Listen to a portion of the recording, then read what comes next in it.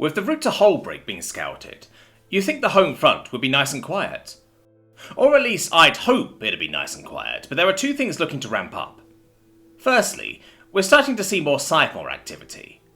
None are wandering out of the water yet, but we're definitely seeing more of them closer to shore. So not quite DEFCON 1, or is it DEFCON 5? I always forget if it counts up or down. I'll just say we're at 3. A moderate pucker, but still nowhere near a panic. The bypass isn't done yet, and I seriously doubt it'll be done by the time this thing kicks off, but I'm not ordering Coda off the project. I've given him the suggestion, but he wants to keep working. I'm proud of that bat. The other thing that's ramping up is the spider enclave. It looks like they figured out what the bottleneck was. It was their leadership. Furlan may have been stepping up into the role, but she very clearly doesn't actually want the role of leader. So between the various preparations for dealing with Scythemores and in making the enclave the best it can be, 2 other major figures have arisen, each from the other 2 main spider types. From the Widows and Orb Weavers comes the Master Seamstress Norlock. She seems to be more of a pumpkin spider than a widow, which is interesting to me. I would have thought one of the Widows would have stepped up, but that's just not the case. I think partially because Norlock is just a really good fit for leadership. She's a bit chunky and quite orange, as any healthy pumpkin spider should be, and has that air of a mum who knows everything that happens under her roof, the kind to wield a wooden spoon both to make dinner and to keep rowdy children in line. You can be more soft and caring when needed too. She's definitely more focused on keeping the enclave running smoothly and dealing with internal issues though. From the hunting/jumping spiders, we have the Hunt Mistress Vernu, who seems to be based on a jumping wolf spider, or at least what we used to call them back home. Small and lithe, coloured in various stripes of grey, she's one of the smaller jumpers, but probably the best hunter. It was actually her plan that led to them getting that one Scythemore not long ago. She's pretty brash and boastful in the enclave, but it's all business when out on a hunt, at least so far as I've been able to tell.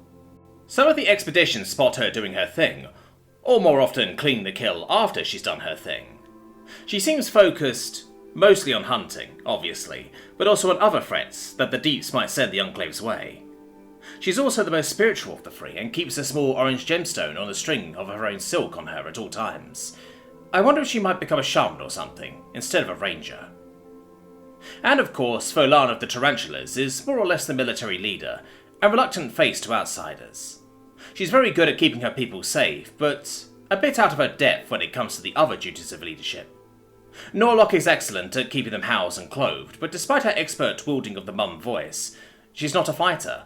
And Vernu can keep the spiderkin fed and talk about the weaver of the threads, bleh, but has little desire or skill to do much else. Which I think is why they were stalled for a bit. I think Furlan understands the problem though, so she's asked the other 2 to meet with her to discuss things. Furlan's home is rather Spartan, unsurprisingly, but she has done what she can to make her guests comfortable. She has a few different slings hanging from the ceiling for them to relax on, and has prepared a couple of cave lobsters for them to eat.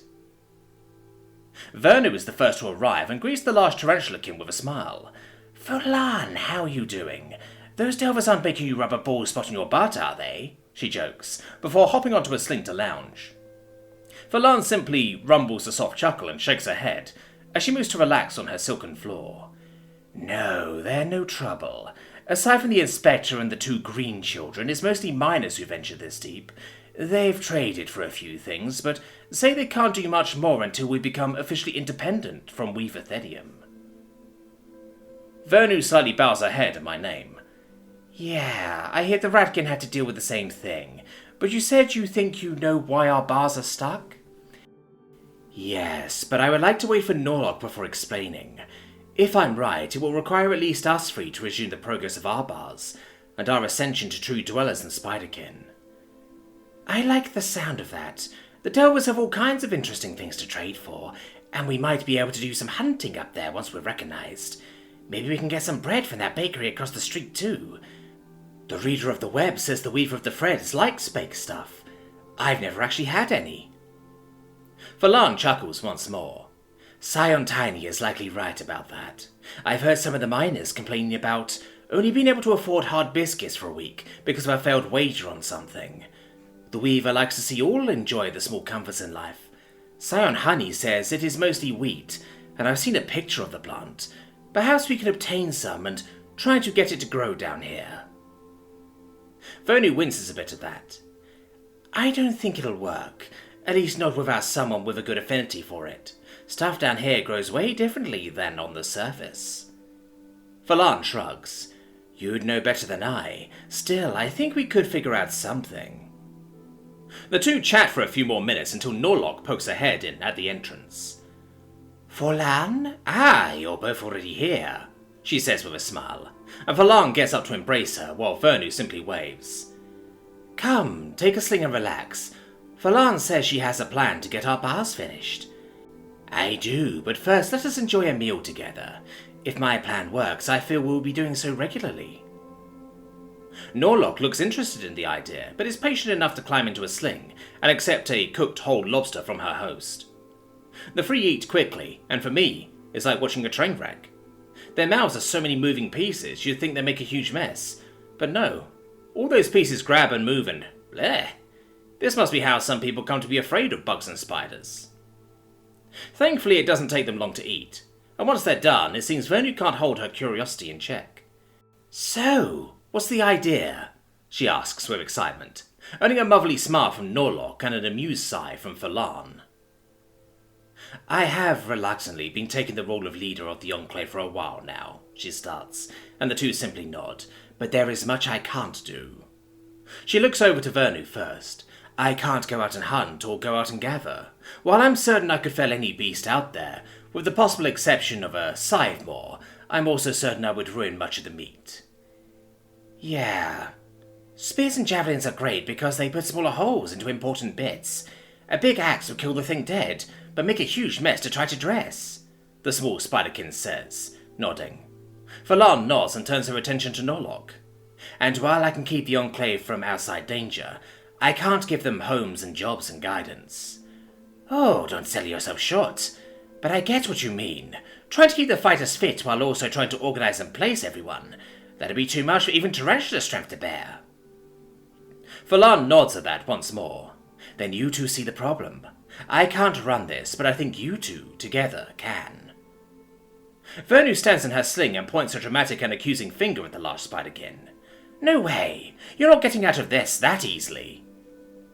Norlock smiles and nods at that. You most certainly are not, no.